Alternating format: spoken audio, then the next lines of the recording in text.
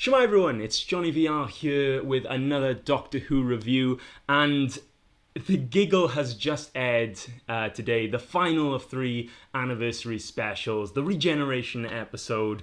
There's lots to talk about. As always, if you're watching on BBC here in the UK, leave a comment down below, and if you're watching from Disney Plus all over the world, do leave a comment. If you've got any questions, put them in the comments. I'll do my best to answer them, and let me know what you thought of the episode in the comments below, and let's have a discussion about it. As always, the first part of this review will be spoiler free, and then I will go into spoiler territory when I start talking about bits of the episode as well, and I will give you a notice when I'm about to do that. So, spoiler free part of the review. This episode, I didn't know what to expect from this episode, kind of, apart from like fun and games from the toy maker and everything. But like from moment one, it's like it begins where the last episode aired, and ends, and pretty much it's chaos. It's chaos at the end of the last episode, chaos at the beginning of this episode. There's stuff going on, it's explosive, it's exciting, there's characters left, right and center, there's fast pace moving from scene to scene, and it's exciting, it's rapid, and it's amazing. It's really cool. Like, it feels like finale, like the end of this 3 specials, like the finale episode. The acting is brilliant. David Tennant and Catherine Tate have moments to shine in between this fast-paced action adventure. There's moments where they can stop for just a moment and reflect and be like emotional. Like, it was brilliant. It was really good. Neil Patrick Harris as the toy maker was great. I loved him. I knew he was going to be amazing, but he comes out with everything. He's the kind of character that I hope they come back. Like, it's one of those villains that I'm thinking is perfect Doctor Who villain. Neil Patrick Harris was a perfect choice to play the toy maker. You just wish that the toy maker could come back again, and again. But I think part of the reason why the toy maker was such a good villain for the 60th is because it had been so long since he had been in this show before, and only that one appearance. But now he's made 2 appearances. Who knows when the next time we'll see him is, but all being well, I'd love to see Neil Patrick Harris back as the toy maker. This episode was actually, there was a few things in the episode towards the end of the episode that maybe a few people were expecting to happen. We can get onto that in the spoiler section, but I think overall, as a regeneration episode, it's a bit strange. I'll put it like that. And there's things that happen, like almost the emotion of it. I was expecting more emotion from a regeneration episode than I think we got, but I don't think that's a bad thing. But it's it's something that fans are going to talk about for a long while, and I would love to know your thoughts in the comments below. I will tell you mine in the spoiler section. But we got like characters back. You've got Unit back, which we knew from the trailers. Kate Lethbridge Stewart again does a great job with the material that she's given. I think one of the things that you need to balance when in an episode like this is when you've got characters in it like who've been in it before. You need to how do you balance giving them material to work with? I think Kate gets a lot of this. You've got Shirley back from the Star Beast, who again gets some more material as we get to know this character a bit better. But I think at the core of the story, you've got the Doctor, you've got Donna, and you've got Neil Patrick Harris as the toy maker. And I think this is the the 3 main characters in this episode who have got to like carry the episode along. The toy maker, the special effects, the set pieces that he can do were so good, and I did want more. That's the hard thing about an episode like this. You want more. Like, you see Neil Patrick Harris, and he's like so cool the way that he can bring so many different voices, like actions to the role. Like, you just want more of it. You want more games that the toy maker has like been able to put together and test the Doctor with. But it's great to see Neil Patrick Harris go up against David Tennant. They're both great. You know, it's one time I did feel that like the villain was an equal to the Doctor in such a way. The outcome of the episode, I did think towards the end, was a bit. Like I said, I was expecting more emotion from a regeneration episode, but I will get more into this. And I did.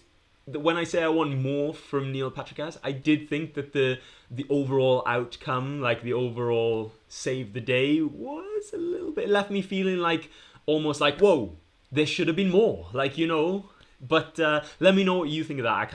I can't go much more without spoilers. But overall, I think this episode felt like a finale for maybe the first 2/3, and then maybe the last third was almost starting to be set up, you know, slowing down, setting up new things, which is not a bad thing, but it's not what I was expecting. But overall, I think of the 3 specials, this one is really good. Like, I would watch this again in like a heartbeat. I might go watch it now, you know. So I can't go any more without saying spoilers. So this is your spoiler warning. We're going to move into the details of the episode. As always, if you haven't seen the episode, go watch it. Come back for my score at the end and let me know what you think. Okay, regeneration story. The reason why I was a bit surprised is that this wasn't really a regeneration story. The rumors were true. It was a bi-generation story. We have to talk about this first because it's the main thing. So the rumors were true.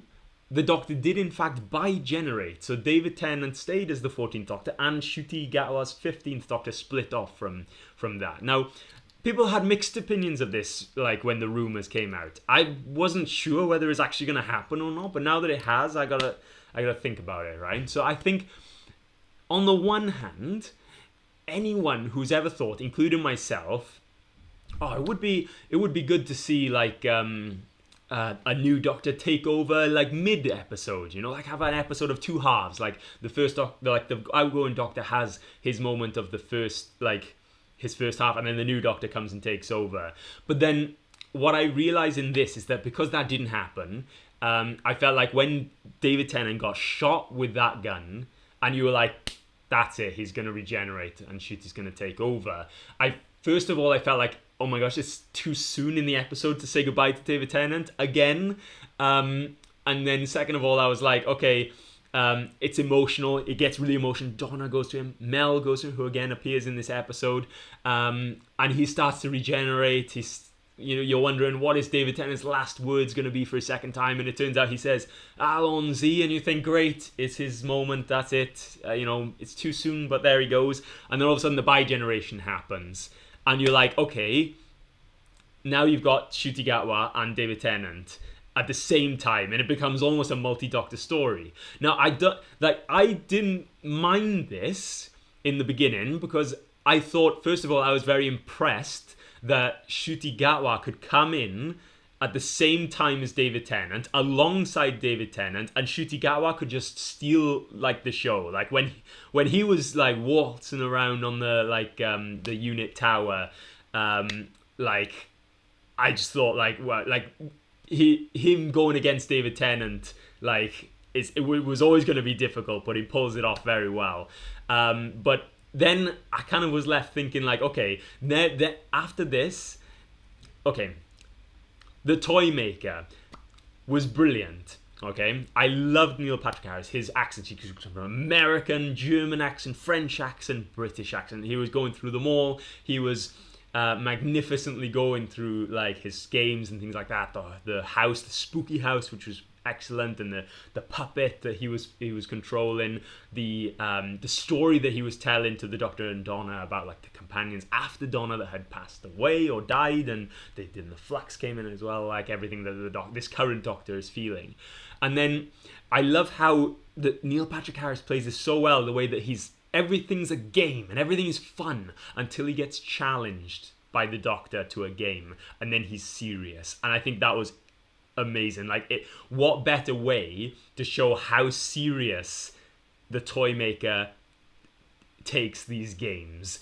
And then you've got this game where the like simplest of games in the end, the card cutting thing, I think the first time they play a simple game, the Doctor loses that game, and then it becomes 1-1, and they start playing. Well, I thought this was really interesting, because they had like this whole Doctor won once before, then the Toymaker wins one, even a simple game as it was, and then you got this final showdown in the present day. I thought this was really good, and then when he's on the top of the unit building, the Doctor, you get amazing conversation between the Doctor and the Toymaker. The Doctor appealing to the Toymaker's better nature, you got all this power, you could do so much good, and the Toymaker literally doesn't care. He's more interested with the games that humanity plays with themselves. I thought this was really cool, and then he just shoots the David Tennant, and you think, okay, when he says I should play the new game, the final game with the next Doctor, I did think this was awesome that you would get just Ncuti Gatwa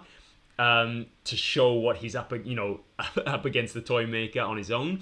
But then, of course, the bi-generation happened, okay? Fine. Then, the final game, a game of catch, I'm not too convinced.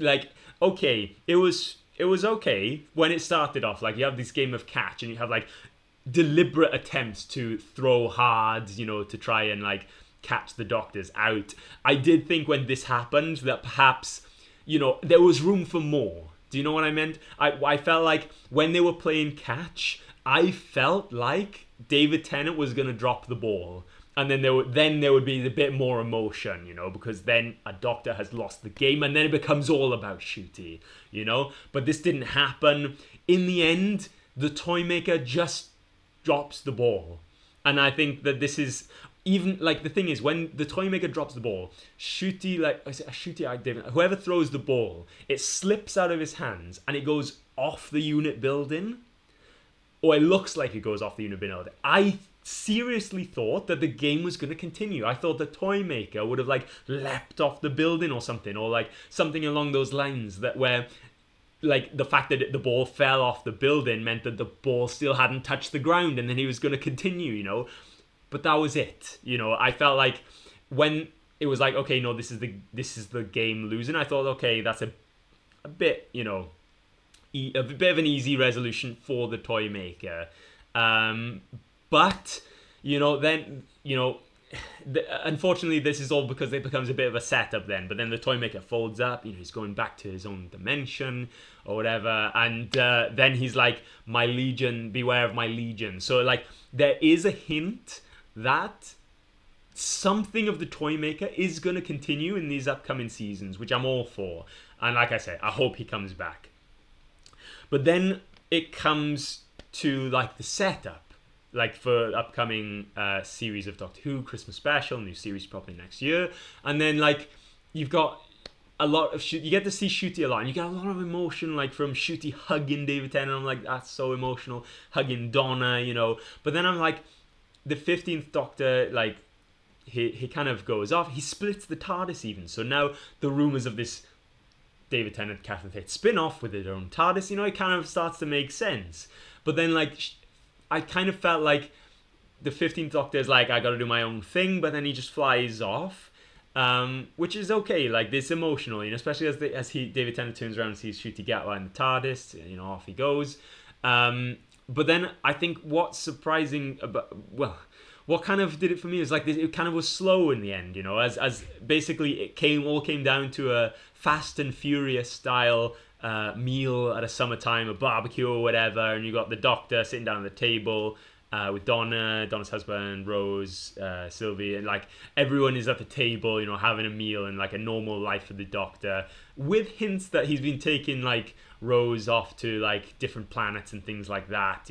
I think, I don't know whether I we'll have to wait and see. I feel if there is this spin-off coming now with David Tennant and Catherine Tate, exploring different regions of space, as the 14th and Donna respectively, we'll wait and see. But I felt it was a bit strange to be expecting to see David Tennant regenerate again, and then all of a sudden he's okay, he's fine, he's there, and this opens the door for them to have potentially in the future a multi-Doctor story that is not a multi-Doctor because of because of times or like wormholes that can pull doctors from their respective times, it can be a multi-doctor story because there actually are 2 doctors now, which is very interesting, I think. And I hope it's used in the future, you know.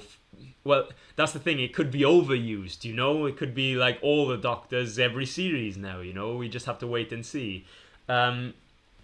But we wait and see. We wait and see how this pulls out. Let me know what you guys thought of the bi-generation is. I did like to see Ncuti in it. And he just kind of takes hold of the role from minute 1. I'm so excited for Christmas episode now. But he was, I think he was great. David Tennant was great. I think the whole episode was exciting. Like, I think if there was one scene that this episode was like the perfect scene for me, was when the toy maker arrives in unit and everything's gone. He's making it all just turn into balls, that colourful balls that bounce off. He's like dancing with Kay Lethbridge, Stewart, and Mel, like throwing it into the wall, like, and then like he comes out of all the doors all over, like the guns fire rose petals, and he's dancing all the time. Like, I think if there was one scene that like was perfect in that episode, it was like Neil Patrick Harris stealing the show with that. Like, I'm like, this is the toy maker back in Doctor Who. And the whole episode I thought was really exciting, really entertaining, really felt like a finale. But now also we've got like the future, and who knows, perhaps by after the episode, I haven't had a chance to look online yet, but who knows, maybe they've already announced spin-off or whatever. I'm sure there'll be way more announcements after this now that this is aired. So like, do leave comments of whatever comes. And I think this is all that's left now, is to wait and see, you know. And it's only a short few weeks now until Christmas, and we get to see Ncuti's first episode. We get to see New Companion, and then hopefully not too long after we got the series. So it all became about setting up what comes next, and a bit of a slowdown for the 14th Doctor as he sort of settles down. And like the whole point of this face coming back was to come home to Donna and her family and like be a part of their life now. I don't know. I don't know. I mean, we'll have to wait and see. I mean, of course, I'd love to see more of David Tennant and Catherine Tate. But can we really have 2 doctors in parallel in 2 different shows that team up all the time? I don't know. We wait and see. The future, I think, is to be looked forward to, and I'm very excited about it. So overall, exciting episode. I think for the first 2/3 by an amazing performance. Wait for it. A legend, wait for it, Derry performance by Neil Patrick Harris as the toy maker. And I hope that Doctor Who continues to be like this. You know, I think it's a new era. If anything from these specials have shown that Doctor Who is back now. It's a different Doctor Who to what we've known in recent years. And personally, this is a more exciting Doctor Who. It's a better written Doctor Who. The production quality has like gone through the roof.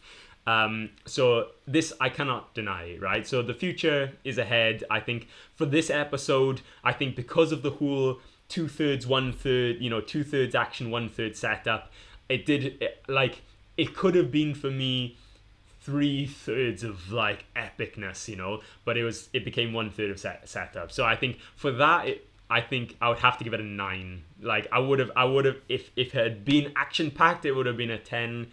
But I feel like because of the setup, it has to be a 9. I rate it on par with the Star Beast, like for its I think action and how it makes you feel watching it. I think I'll give it a 9 out of 10, and we'll wait and see what happens next. As always, do leave your thoughts in the comments below. I'd love to hear your thoughts. We can discuss however long about this episode and the future. But do let me know. As always, click like and subscribe. I will be doing more of these reviews as new episodes air, and hopefully there'll be more episodes now as we go through the upcoming few years. So there'll be more reviews and more discussion and more everything Doctor Who related. So yeah, that's all from me. Thanks very much for watching. Like and subscribe. Check out our gaming channel, Skybot Gaming. And with all that said and done, thanks very much for watching. I'll see you next time. Bye.